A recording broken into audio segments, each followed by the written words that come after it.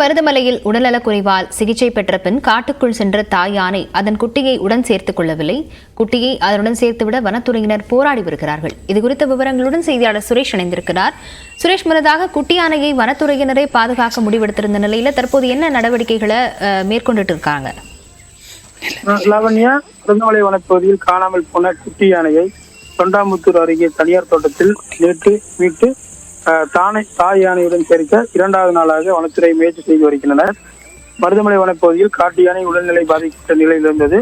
வனத்துறையினர் 40 வயது மதிக்கத்தக்க பெண் யானைக்கு மருத்துவ சிகிச்சை அளித்து உடல்நலம் முன்னேற்றம் அடைந்ததால் மீண்டும் மருதமலை வனப்பகுதிக்கு அனுப்பி வைத்தனர். பெண் யானை அருகே இருந்த குட்டி யானை திடீரென காணாமல் போனதால் 4 குழு அமைத்து குட்டி யானையை தீவிரமாக தேடி வந்தனர்.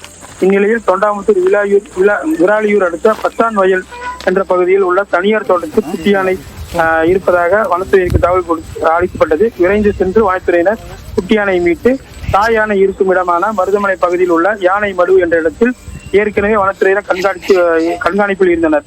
பின்னர் குட்டி யானையை அதுடன் சேர்த்து முயற்சி நேற்று காலை முதலே நடைபெற்று வந்தது.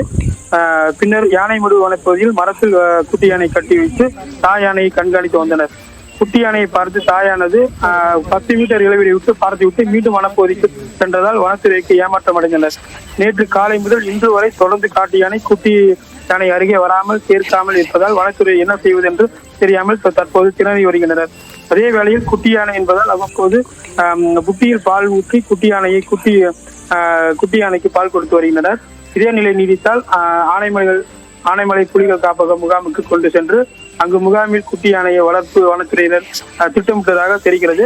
முன்னதாக கோவை மண்டல வன பாதுகாவலர் பாலசுப்ரமணியம், மாவட்ட வன அலுவலர் ஜெயராஜ் மற்றும் வன தரகர்கள் திருமுருகன் மற்றும் அருண்குமார் உள்ளிட்ட வனத்துறையினர் தொடர்ந்து ஒரு 10 நாட்களாக இரவு பகல் பாராமல் தொடர்ந்து அப்பகுதியில் முகாமிட்டிருக்காங்க.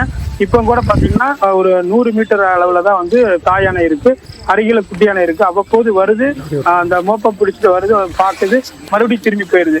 தொடர்ந்து வனத்துறையில் இந்த இன்னைக்கு நைட்டுக்குள்ள கண்டிப்பா தாய் யானைக்குள்ள சேர்த்துருவோம் அப்படிங்கிற மாதிரி சொல்றாங்க. அதுக்கப்புறம் சப்போஸ் இது தொடர்ந்து இதே நிலை நீடித்தா மேற்படி உயர் அதிகாரிகள் என்ன சொல்றாங்களோ அதை குறித்து நாங்க செயல்படுவோம் அப்படிங்கிற மாதிரி வனத்துறை தெரிவிச்சிருக்காங்க. லாவண்யா, விவரங்களுக்கு நன்றி சுரேஷ்.